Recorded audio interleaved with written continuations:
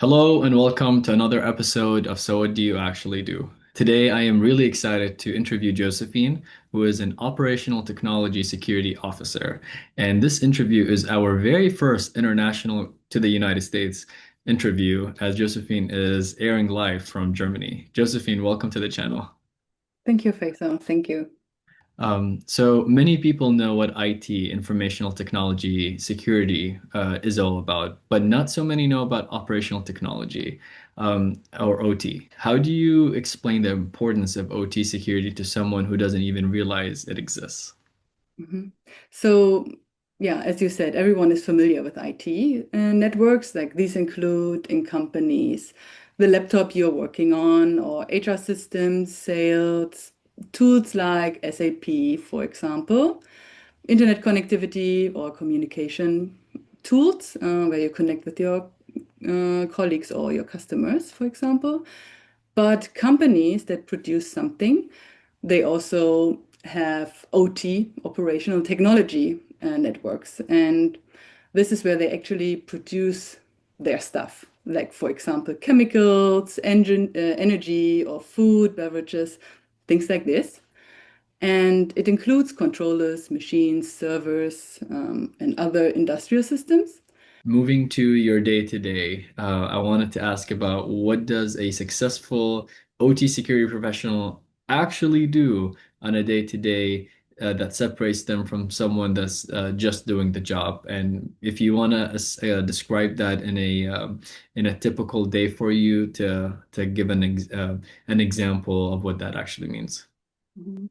Yeah, so I would say what separates a successful OT security professional from someone who's just simply doing the job is flexibility and context awareness. I think we talked a lot about flexibility already. Mhm. And yeah, so OT security is, as I said, a developing field, and not every requirement from the standards can be applied in exactly the same way across all the environments. And yeah, my work typically involves meetings with clients, preparing and conducting assessments, writing reports, and being available if they have questions. For example, about implementing improvements, I would say. And what I do is, for example, for one client right now, I'm developing an OT security framework, and I'm aligning it with the American and European regulation. Like it's two different main regulations we are following, and also with their internal IT security standards. So I try to write the policies and procedures for them, um, following the standards, the regulations, and make it suitable for them. And for another client, for example, I'm performing regulatory OT security assessments where they have to meet standards because if something happens to them, they could harm the environment or people's life, for example. So they have to follow some requirements, and I'm assessing it and providing them with a proof that they are okay or where they have to improve on. How would you say you plug in with the different job functions? Like with these companies or your clients, are you meeting with engineers mostly that are like the automation engineers that are running that unit in that chemical plant? Or are you meeting with the technicians or the regulation people? Like who normally do you interact with the most?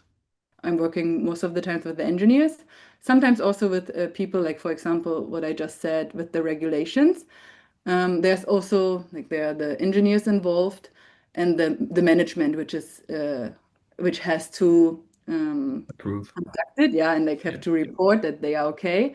And then there's one person who is, I don't know the English word, but who is responsible for this side to fulfill these requirements, like the legal requirements, and so he's involved as well. That makes sense. That makes sense. That's really cool. Like there's a lot of partnerships, and you get exposed to the company almost as a whole, from the technology piece to the legal and environment and all. So my last couple of questions here in closing. If you could give one piece of advice to a student or an early career professional who is considering OT security, what would that be? And if you have something in that piece of advice regarding certifications or things they can take as well, or it could just be any other type of advice. Yeah, so my main advice would be to focus on practical knowledge and hands-on experience, I would say, rather than collecting certificates. Certificates can be useful to demonstrate that you have studied a topic and you passed the test, but it does not really replace real-world understanding. So I'm not a fan of certificates, to be honest. And I think it's crucial to talk to professionals in the field and asking the right questions to understand why certain approaches are taken. And if something doesn't make sense to you, you should ask for clarification. What I did and what I recommend is look for mentors who are willing to share their experiences and expertise. Josephine, thank you so much for your time. I appreciate you dialing in with a 6 hour difference. Um, and I hope people all across the world will be benefiting from this episode. So, for everyone watching, please don't forget to like, subscribe, and share with your colleagues and friends and family that are interested in this field, as really well said and described by Josephine. And with that, we will rest this episode. Thank you. Thank you.